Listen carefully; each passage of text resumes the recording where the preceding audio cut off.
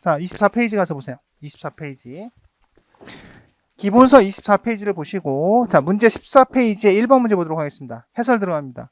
119 종합사항실의 설치 운영 목적에 대한 내용을 옳지 않은 것은 했습니다. 뭐 정답은 뭐 상황관리, 대응계획, 실행 및 평가, 현장 지휘 및 조정 통제, 정보의 수집 분석과 판단 전파.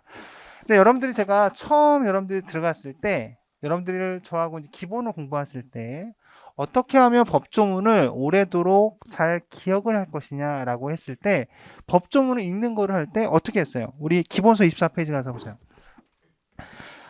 이 세 명은 청장, 본부장, 서장은 어떠한 상황이 발생했을 때 그죠? 신속한 소방 활동을 위한 자 정보의 수집서부터 아마 밑줄이 쳐져 있을 겁니다. 어디까지? 등의 업무를 수행하는 여기까지 그죠? 항상 여러분들한테 제가 법조문을 이야기할 때 읽을 때 항상 전체 툴을 보는 거야. 근데 가장 크게 끊어지는 것이 뭐라 그랬어요? 쉼표. 그죠? 그래서 이게 몇 가지로 구성이 되나? A1, A2, A3 이 세 가지라는 거였던 거예요. 기억나십니까? 그걸 기억하고 보시면 자 보세요. 정보의 수집, 정보라고 하는 거를 수집, 가운데점, 분석, 판단, 전파예요. 근데 문장을 쓸 때 이렇게 안 쓰거든요. 너무 재미가 없잖아요, 문장을. 정보의 수집, 가운데점, 분석, 가운데점, 판단 이렇게 안 쓰거든요. 이 네 가지 정도가 되니까 어떻게 돼요? 뭐가 이렇게로 연결을 시켜주는 거죠. 자연스럽게. 그래서 상황 관리, 그죠? 가운데 그리고 현장 지휘 및 어때요? 현장 지휘 및 하면서 여기를 또 어떻게 끊어준 거예요? 두 개로 쓴 거죠. 어떻게요? 어떻게 쓴 거야? 뭐 C1, C2로 이렇게 하는 거죠. 큰 틀에서. 그래서 뭐 어떻게 됩니까?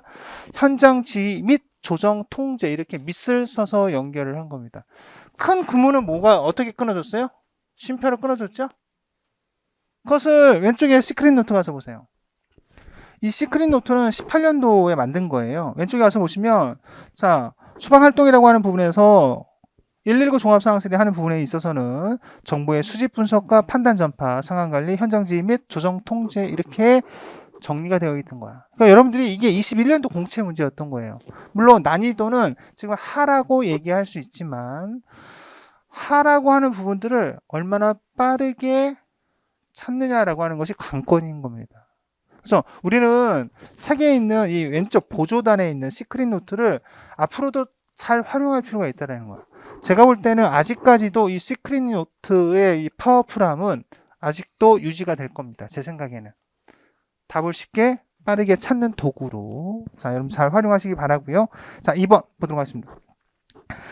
설치권자로 옳은 것은 했습니다. 뭐 청장, 본부장, 서장이 되겠죠. 여기서 해당이 되는 것은 2번의 정답은 뭐가 됩니까? 들어있는 건 딱 하나밖에 없죠? 본부장 이렇게 찾으시면 됩니다. 세 번째 기출 변형인데요. 상당히 많은 부분의 문제들이 출제됐던 것 중에 하나가 됩니다. 자 이게 뭐예요? 네, 직상기관으로 보고해야 하는 그것을 이야기하고 있습니다. 직상기관으로 뭐 소방서, 뭐 소방 본부, 소방청 이렇게 있겠죠? 직상기관으로 보고해야 되는 것은 이렇게 보고하는 것을 이야기하겠죠. 어떤 상황이 되느냐? 우리 기본적으로는 이런 거였죠. 뭐 사망자, 사상자, 이재민, 뭐 재산 피해, 뭐 이런 것들이었습니다. 흡사 이것은 지금 제가 이야기한 것은 무엇과도 좀 비슷해요.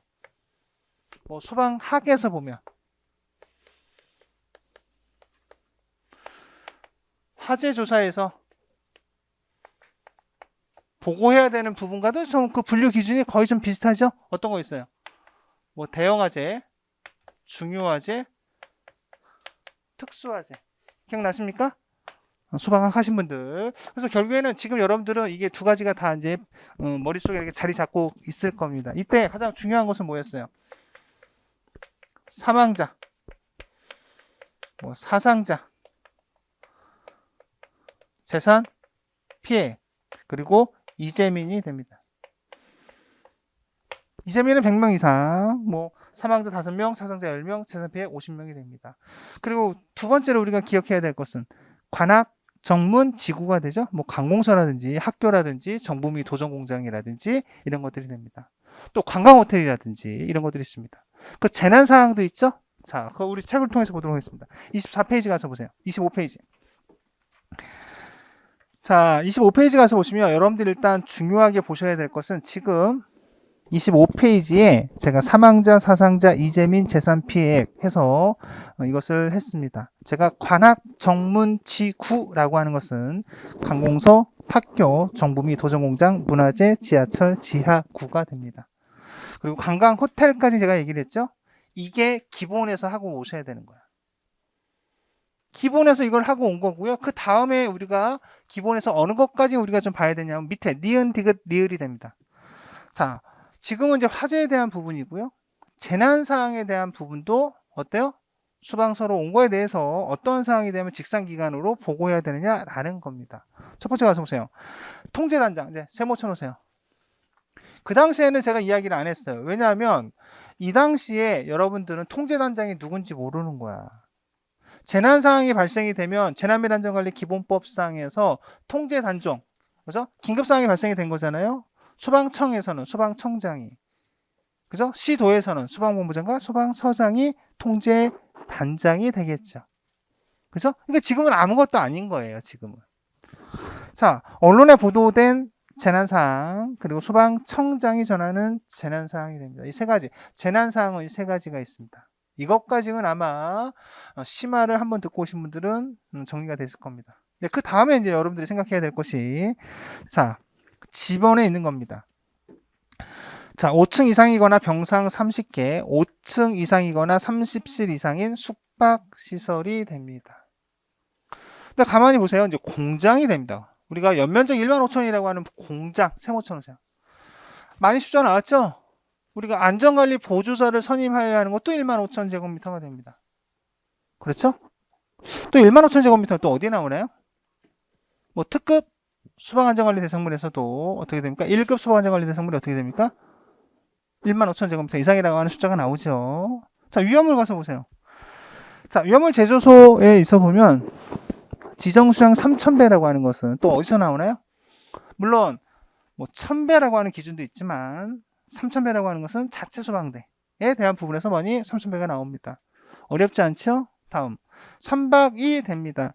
선박, 한국에 배우던 선박 1,000톤이 됩니다.